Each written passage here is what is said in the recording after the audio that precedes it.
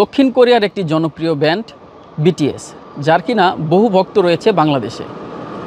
এর মধ্যে বেশিরভাগই দেখেছি তরুণ তরুণী।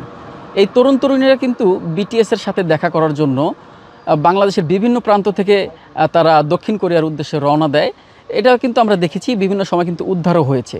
তো এরকমই একটি ঘটনা শরীয়তপুরের একটি মাদ্রাসা ছাত্রী, যে কিনা ৪র্থ শ্রেণীতে পড়ালেখা করতো। সেই মাদ্রাসা ছাত্রী কিন্তু বিটিএসের ভক্ত হওয়ায় বিটিএসের বিভিন্ন সামাজিক গ্রুপে যেই রয়েছে সেইখানে যুক্ত হয়েছিলেন এবং পরবর্তীতে কিন্তু সেও মানব পাচার চক্রের খপ্পরে পড়েছিলেন এবং সেই খপ্পরে পড়ার পর সে মানব পাচারের যে চক্রের হোতারা ছিলেন তারা কিন্তু আশ্বস্ত করেছিলেন তাকে বিটিএসের সাথে দেখা করাতেই তাকে দক্ষিণ কোরিয়ার উদ্দেশ্যে নিয়ে যাবেন। এবং পরবর্তীতে সেই মেয়েটি যখন বিটিএসের সাথে দেখা করার জন্য দক্ষিণ কোরিয়ার উদ্দেশ্যে রওনা হয় সেই মানব পাচার চক্রের সাথে, এরপর থেকে কিন্তু সেই মাদ্রাসার ছাত্রীটি নিখোঁজ ছিলেন। মাদ্রাসার ছাত্রীটি কিন্তু মাদ্রাসার ছুটির যে সময়টি রয়েছে সেই ছুটির সময়ের পরে যখন বাসায় ফেরেনি, তারপরে কিন্তু তার পরিবার একটি চিঠি পায়, চিরকুট পায় এবং এই চিরকুটের মাধ্যমেই জানতে পারে সে যে নিখোঁজ হয়েছে এবং দক্ষিণ কোরিয়ার উদ্দেশ্যে রওনা দিয়েছেন।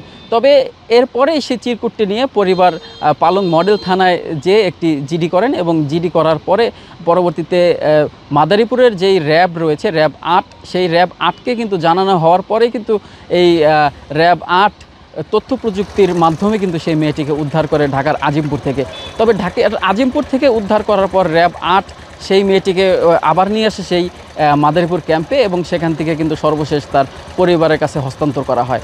তবে র্যাব জানিয়েছে যারা এই মানব পাচারের সাথে যুক্ত এবং যারা এর সাথে জড়িত ছিলেন, মেয়েটিকে উদ্ধার করার সময় কিন্তু তারা টের পেয়ে কিন্তু সেখান থেকে পালিয়ে গেছেন এবং পরবর্তীতে কিন্তু যারা যুক্ত রয়েছেন এই মানব পাচার চক্রের সাথে তাদের বিরুদ্ধে ব্যবস্থা নেবেন, এমনটাই কিন্তু র্যাব জানিয়েছেন।